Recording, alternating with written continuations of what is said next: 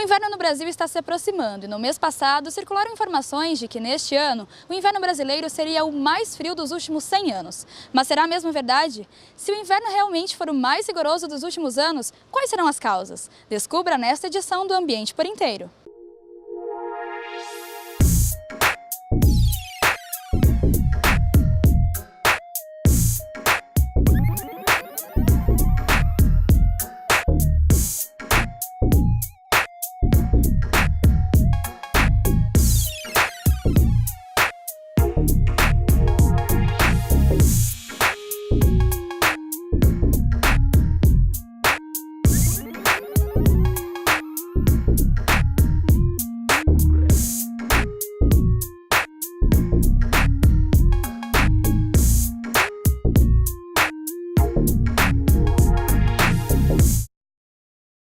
O inverno aqui para nós no Hemisfério Sul, ele tem início no dia 21 de junho, às 7 horas e 7 minutos pelo horário de Brasília, e termina no dia 22 de setembro, quando tem início então o equinócio da primavera.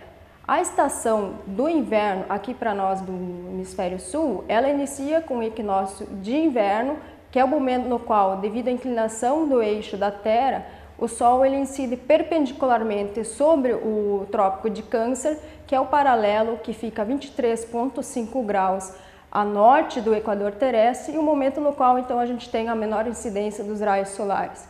Por isso, essa estação ela é marcada por temperaturas mais frias, assim como a gente tem a marcação então de dias mais curtos e noites mais longas. Claro que esse padrão ele é mais característico das regiões sul e sudeste, dessa variação ao longo do ano entre a temperatura e a duração do dia, enquanto que o pessoal das regiões norte e nordeste não sente tanto esse efeito da variação ao longo do ano. As informações de que neste ano o Brasil teria o inverno mais rigoroso dos últimos 100 anos circularam nas redes sociais. No entanto, essas notícias não passam de boatos. De acordo com o próprio INMET, que é o Instituto Nacional de Meteorologia, é um órgão de nível federal a quem cabe informar a sociedade em termos de informações climatológicas e meteorológicas, divulgou no próprio site deles uma nota oficial afirmando que essa notícia de que a gente teria nesse ano o inverno mais rigoroso dos últimos 100 anos é falsa. Isso porque a gente não tem essa notícia ela não tem nenhum embasamento técnico-científico ou mesmo nenhum estudo em termos climatológicos ou de previsão climática que indica esse diagnóstico. As previsões de fenômenos climatológicos como a Laninha, que exerce essa influência, que é um dos fatores que deve ter motivado essa propagação dessa notícia, são fenômenos que, na verdade, são previstos a partir do monitoramento da temperatura das águas do Oceano Pacífico, sendo que esses modelos de previsão utilizados, na verdade, têm uma grande limitação envolvida. Essa limitação ela é tanto em termos relacionados às equações, à simplificação das equações que descrevem o movimento da atmosfera, assim como também limitações que a gente tem em termos computacionais. Desse modo, esses modelos de previsão que conseguem prever esses fenômenos têm uma limitação em conseguir prever os mesmos com uma antecedência de no máximo 3 meses. Desse modo, então, é uma notícia vinculada que não tem nenhum embasamento técnico-científico. Diferente do que foi divulgado nas redes, o inverno neste ano não foge dos padrões que conhecemos para a estação. O que a gente espera, na verdade, para essa estação de inverno é que o inverno ele siga um padrão dentro do padrão climatológico normal, e como é característico dessa estação, claro, a gente vai ter incursão de frentes frias, junto com elas, então, massas de ar polar mais frias e também alguns eventos de chuva associados. E, claro, a gente não descarta algum evento de frio um pouco mais extremo, eventos de ocorrência de geadas mais para as regiões sul do Brasil e locais de altitudes mais elevadas, mas não caracterizando nenhum evento que seja fora do padrão climatológico dessa estação. Nas últimas semanas, foi possível perceber diferentes temperaturas ao longo de um mesmo dia. Mas será que isso é normal? A gente está numa estação de transição, a gente está no outono, uma estação que a gente está passando de uma estação quente e úmida no verão para uma estação seca e fria no inverno.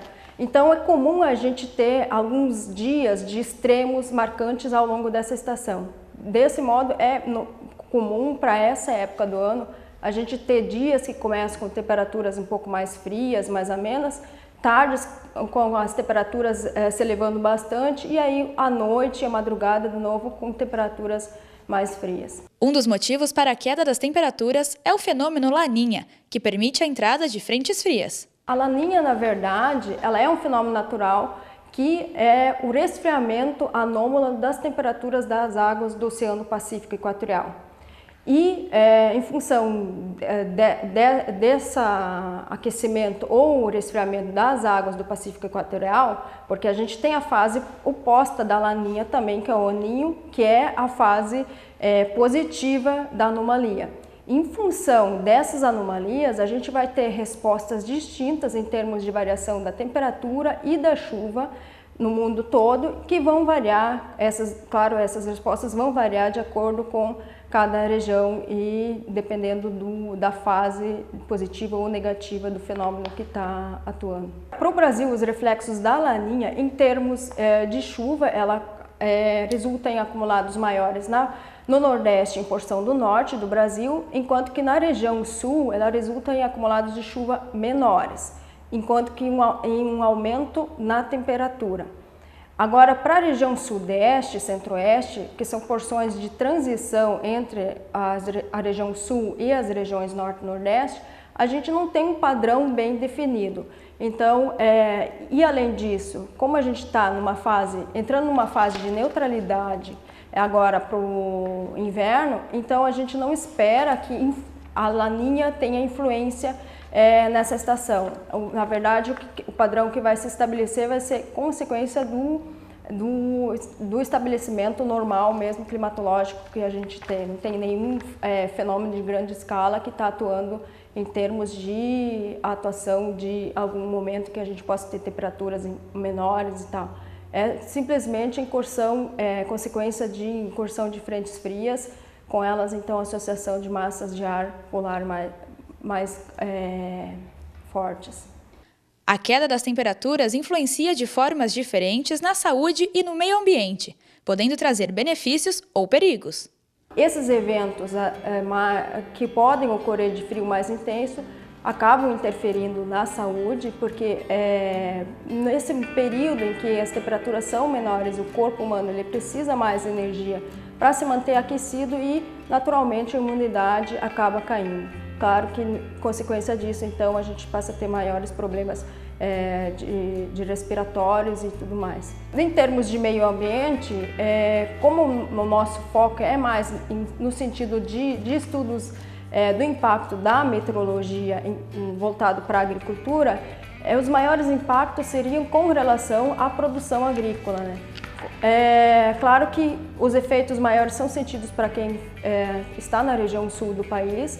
Se a gente pensar em termos de inverno, em que a produção do trigo é a que tem a maior representatividade, eventos de frio mais intenso poderiam propiciar a ocorrência de maior número de geadas. E aí, dependendo da fase em que a cultura se encontra em campo, isso poderia ser prejudicial. A vantagem seria com relação às frutíferas, que precisam passar por um momento de dormência, então o frio contínuo ele acaba auxiliando nesse processo e resultando depois numa melhor floração e produção dessas. Outra questão também é em relação a pragas. Em anos em que eu tenho ocorrência de mais eventos de frio, sob temperaturas mais baixas eu tenho um número menor de incidência de pragas.